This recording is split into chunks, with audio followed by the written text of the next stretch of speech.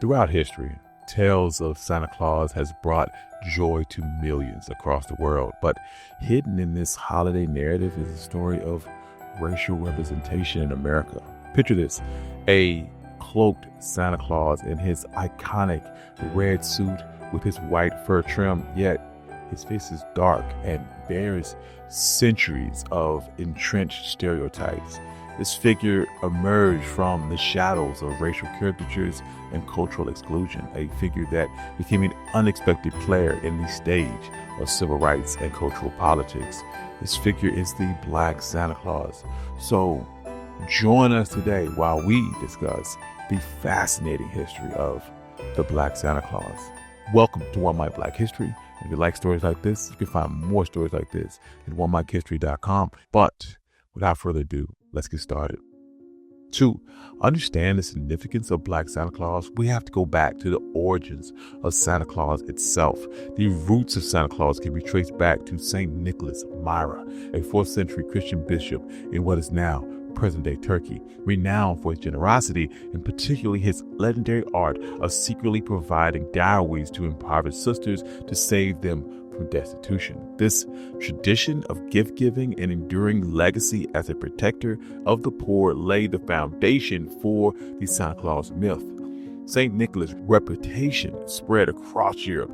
He became particularly venerated in Holland, where he became known as Sinterklaas. The Dutch celebrated with a feast on December 6th, where children would leave their shoes out to be filled with treats, embodying the saint's spirit of generosity. Dutch settlers would introduce the tradition in America in the 17th century, where it gradually began to blend with other cultural influences. This blended process eventually led to the evolution of what we recognize as Santa today. While in America, the transformation of Santa Claus was further accelerated by literary and artistic works. Washington Irving's 1809 satire, A History in New York, and Clement Clark Moore's 1803 poem, A Visit from St. Nicholas, played a pivotal role in shaping Santa Claus' modern characterizations. Moore's poem, in particular, portrayed Santa as a cheerful, plump man driven by reindeer, a concept that captured the public's imagination and helped standardize Santa's image. The 19th century also saw political cartoonist Thomas Nast further develop Santa's visual identity through a series of illustrations in Harper's Weekly. Nast is credited with defining many of the features that we associate with Santa today, including his iconic red suit with white fur trim to his North Pole residence and his elf-powered workshop. Moving to the 20th century, Santa's transition into a central icon of popular culture is largely due to media and advertising. Coca-Cola's 1931 holiday campaign would portray Santa as a jolly, grandfatherly figure sipping on their beverage and would burn this image into the public's consciousness. The introduction of Black Santa Claus can be traced back to the Civil Rights Movement. As African American communities began to assert their cultural identity, the idea of Black Santa would emerge both as an assertion of cultural pride, but as a form of resistance against dominant racial narratives. However, the unfortunate origins of Black Santa's portrayal are deeply tied to blackface minstrel shows, which were prevalent during the 19th and early 20th centuries. As American Christmas traditions were still developing, these shows were a form of cultural exploitation where white performers donned makeup to create demeaning caricatures of Black people. This overlap would lead to the rise of the blackface Santa Claus, where white performers wore blackface along with traditional Santa Claus costumes to further ridicule and dehumanize African Americans.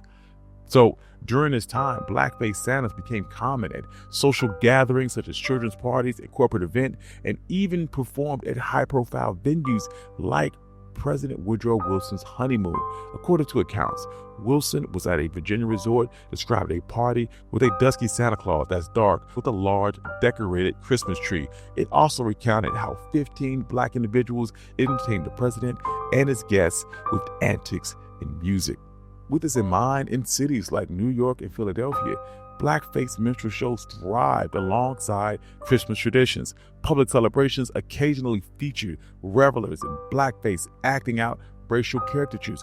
These performances were not just for entertainment, they served as a tool of social control, aiming to reassert racial dominance amidst a growing black population. The Christmas season, which often encouraged interracial interaction, became a period of tensions where white groups would sometimes disguise as blackface Santas to harass and intimidate black folks.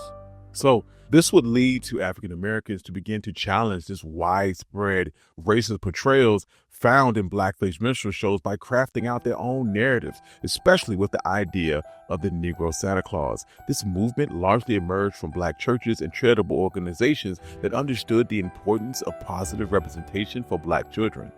Publications of the era reflected this desire, featuring letters from black children that expressed their wish for a Santa Claus who looked like them. In 1914, a young reader in the Buffalo Times responded to a dismissive comment that said that Santa was only for white children by confidently asserting that there's one for colored boys like me too.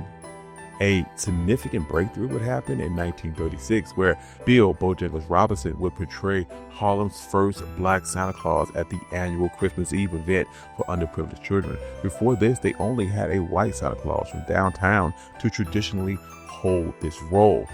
These efforts would mark a vital step in reclaiming the image of Santa Claus and encouraging racial inclusive holiday traditions. Despite obstacles, these initiatives highlighted a growing movement towards black individuals taking control of their holiday experience. By doing so, African Americans not only resisted harmful stereotypes, but also ensured their inclusion in the cherished Christmas holiday season.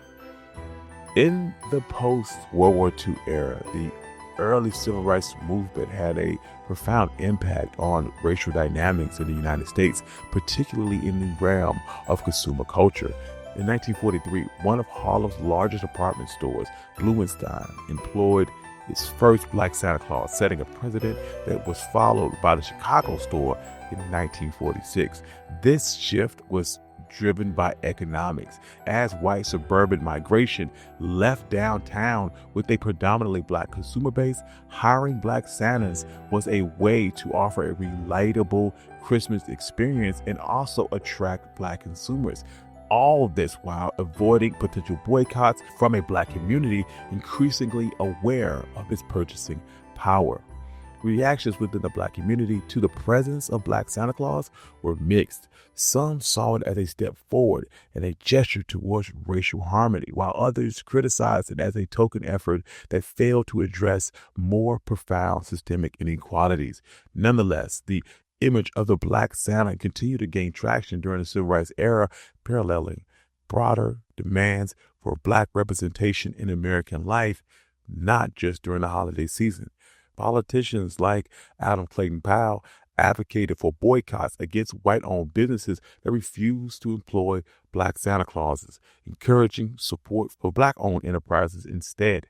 Black Santa Claus also provided civil rights campaigners with a novel way to help garner and raise public visibility to their cause. For example, in Bloomington, Indiana, the local chapter of the NAACP entered a black Santa float into the city's annual Christmas parade to help raise awareness for discrimination within the city's Chamber of Commerce.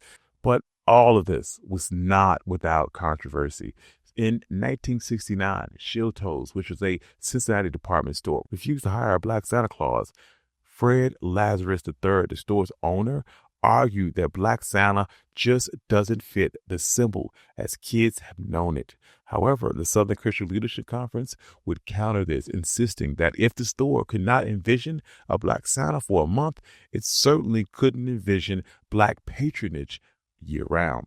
Pressure from civil rights leaders led to hire a black Santa Claus the following year, a trend that would continue to gain momentum throughout the country. By the 1970s, this movement reached iconic locations like Macy's flagship store in New York, illustrating the evolving landscape of racial representation in America.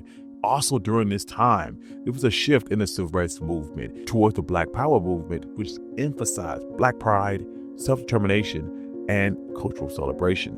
Black activists sought to challenge white cultural dominance by re-imaging Black Santa Claus in African attire such as dashikis and necklaces. This transformation symbolized empowerment and commitment to social justice. For example, in 1968, Chicago Black Christmas Parade, organized by Operation Breadbasket, featured a Black Santa in a black velvet dashiki and one glove, honoring Black athletes Tommy Smith and John Carlos, who were known for their iconic Black Power salute at the 1968 Olympics.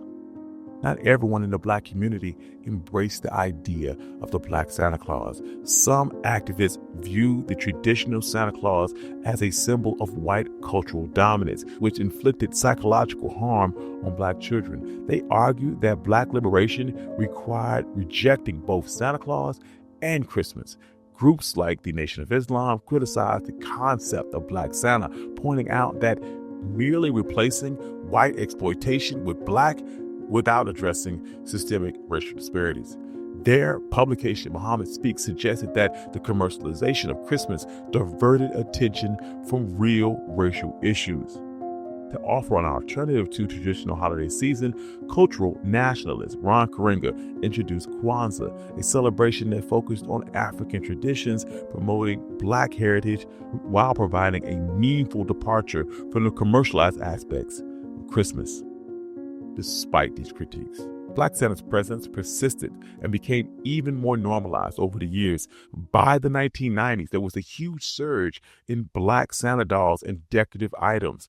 Driven by growing awareness and demand for diverse holiday expression, companies produced various plush toys and ornaments, wrapping paper, all which featured a Black Santa. Meanwhile, Black-owned media companies such as Ebony and Jet use their platform to promote the image of the Black Santa Claus. And department stores in predominantly African-American communities strategically hire Black Santas, further reinforcing the positive social impact of diverse representation. In recent years, the presence of Black Santa Claus has sparked some controversy, often fueled by right-wing outrage than genuine cultural representation. This was highlighted in 2013 when former Fox News anchor Megyn Kelly insisted on air that Santa is white. This mindset continued in 2016 when Mall of America hired Larry Jefferson, a Black veteran, to play Santa. This was followed by intense online backlash that captured the nation's attention. These debates tie into the broader war on Christmas, a rallying point for conservatives over the last several decades.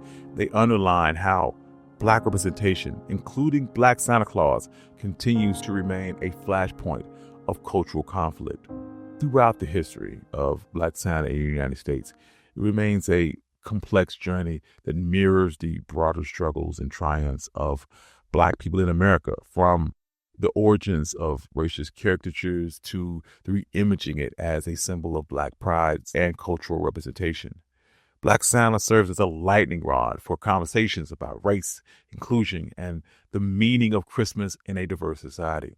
The enduring debate surrounding Black Santa Claus reflects the ongoing work that is needed to achieve true equality, true representation of all people of color in all aspects of American life. Christmas is a officially recognized holiday celebrating the birth of Jesus Christ. Over the span of 2 millennia, it has morphed into a globally observed holiday that combines shades of Christianity and secular customs into its own distinct celebration. Its historical roots can be traced back to before Christianity, marked by a common midwinter festivals that are celebrated throughout Europe.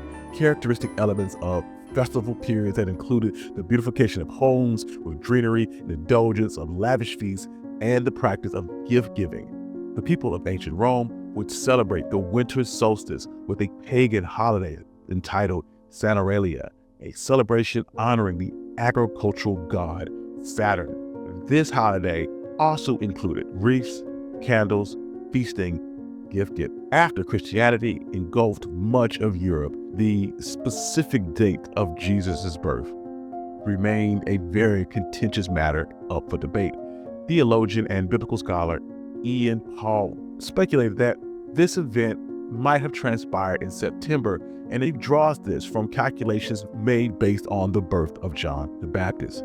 Nevertheless, Pope Julius I for the 4th century declared that the observation of Jesus' birthday would take place on December 25th, a decree which notably coincides with pre-existing midwinter festivities. Some of the traditions that we associate with Christmas, like adorning a Christmas tree and Christmas carols, can be traced back to 16th century Germany, while the tale of Santa Claus emerged independently, stemming from Dutch Sinterklaas and St. Nicholas, who was renowned for his generosity. He is commonly portrayed with a darker complexion. St. Nicholas was most likely of Middle Eastern descent, and specifically from modern-day Turkey. The acceptance of Christmas did not occur instantaneously. During the 17th century, England Puritans banned Christmas, as did several other regions within the American colonies, on the basis that it was too hedonistic and worldly. It was only during the 19th century that a form of Christmas that we recognize today began to materialize,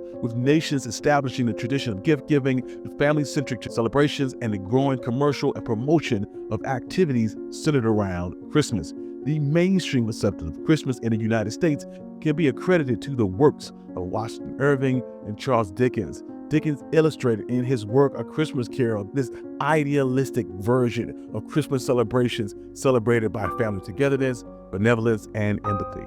But for people of African American descent who lived under the burden of slavery, the significance of Christmas was twofold. First, it was a brief period of relative ease and relaxation for the demands of slavery, even if it was just for a few days. Secondly, this was also a period of deep spiritual contemplation and expression, largely influenced by Christianity delivered to them by both missionaries and their enslavers. In the 1830s, the southern slaveholding states like Alabama, Louisiana, and Arkansas became the first regions in the country to declare Christmas a state holiday. Throughout the antebellum era, Christmas traditions such as exchanging gifts and Christmas carols and decorating their homes ingrained themselves strongly into American culture.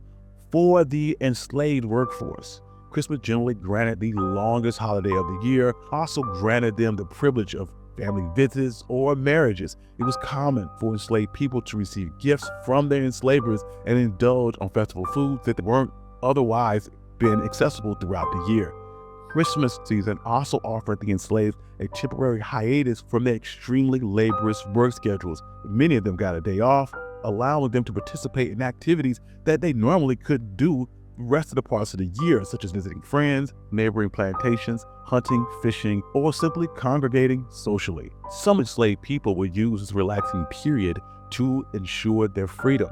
In 1848, Ellen and William Craft, an enslaved couple from Macon, Georgia, masterfully used the travel passes awarded to them by the enslavers to orchestrate their escape by train and steamer to Philadelphia. Harriet Tubman helped her brothers to escape at Christmas. Their enslavers intended to sell them after Christmas, but they were delayed by the holiday. The brothers were expected to spend the day with their elderly mother, but met Tubman in secret, and she helped them travel north, gaining a head start on their enslavers who did not discover their disappearance until the end of the holiday. Christmas didn't only represent a physical freedom, but spiritual freedom with the hope for better days ahead. The main character in Martha Griffith Brown's autobiography of a female slave found hope in the story of Jesus Christ that symbolized Christmas for her, even as she rejected her master's interpretation of Christmas, equating it to the strengthened bonds of servitude. She found solace in the promise of freedom in the life of Jesus Christ. During these celebrations, elements of African roots emerged with the newly introduced Christian narratives around Christmas. They had adapted Christmas customs and the symbols of the European enslavers to reflect their own interpretation as they melded it with their own cultural practices. For instance, in Wilmington, North Carolina, enslaved people celebrated John Cundling, also known as John Canoe or John Canoe, in which they adorned themselves with fantastical costumes and moved about expressing joy through singing, dancing, and rhythmic performances. The practice of gift-giving among enslavers during Christmas embodied the continued reinforcement of their domination over enslaved people. The enslaved people lavished in economic disparity that impeded their ability to purchase gifts. So it's common for slave owners during the holiday season to present their enslaved workers with commodities such as clothes and money that was usually denied to them throughout the year. Texas historian Elizabeth Silverthorne cites an example of an enslaver who gifted his enslaved families $25. Furthermore, the children were typically provided with candy-filled sacks or pennies. Stephen Nessenbaum narrates an incident where a white overseer found the act of Christmas gift giving would be more efficient than exercising control over enslaved individuals by resorting to physical violence. The overseer would state that I've killed 28 head of beef for people's Christmas dinner. That said, I can do more with this than I can with all the hides of cattle that were made into lashes. When it came to reciprocal gifts, enslaved people were rarely able to provide gifts to their enslavers, but there were some rare instances. For example, a report on a plantation in South Carolina where some enslaved houseworkers offered their owners some eggs wrapped in a handkerchief. Despite this, these instances were exceedingly rare, and in general, the trend of gift giving during the holidays was a one-sided street.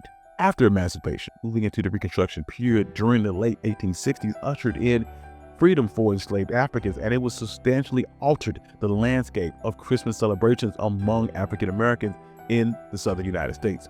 For the first time, African Americans were able to impugn the Christmas holiday with whatever traditions they saw fit.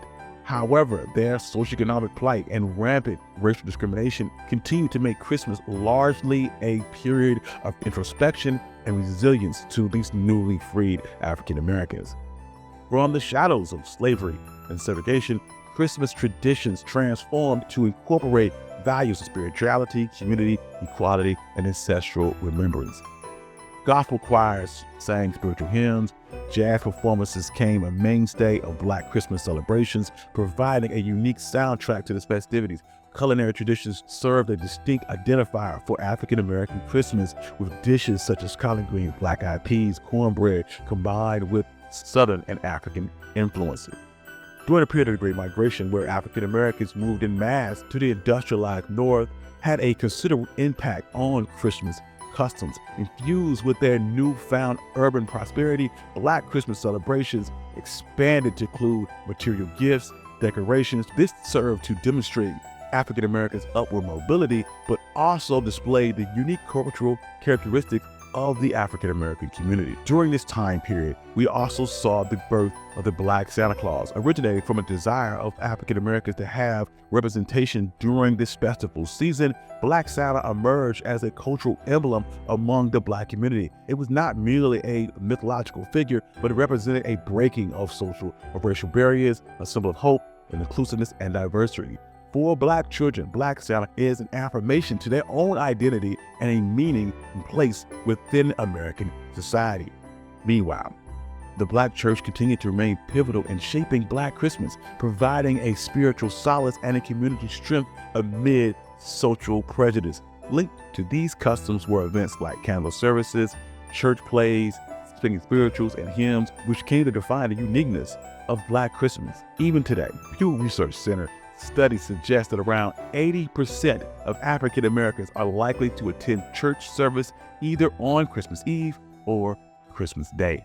During the Civil Rights Movement, this brought a new hope for equal rights and social acceptance, and Christmas during this period took a more profound meaning for Black folks. The holiday period was often utilized as a platform to rally support and highlight racial injustice. One prominent instance was a Christmas boycott in 1959, where Black leaders were successful in organizing a citywide boycott of white-owned businesses to protest racial injustice. The boycott hit the merchants at their busiest time of the year and thereby severely hindering their profits. Activists believed that this kind of economic impact could push the conversation of desegregation forward, and they were proven right in other cities across the country.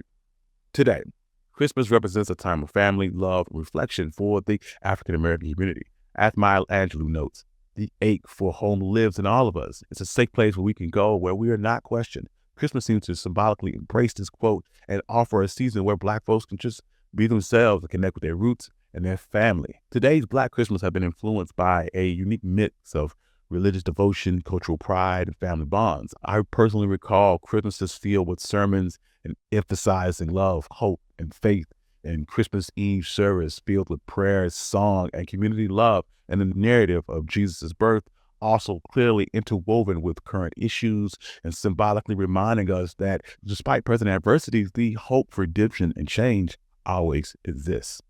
Thank you. This has been One Mic Black History. I'm your host, Country Boy. If you like stories like this, you can find more stories like this at onemichistory.com. If you'd like to support the channel, you can do so on my Buy Me Coffee Patreon page in the description below. I would like to thank all my monetary members.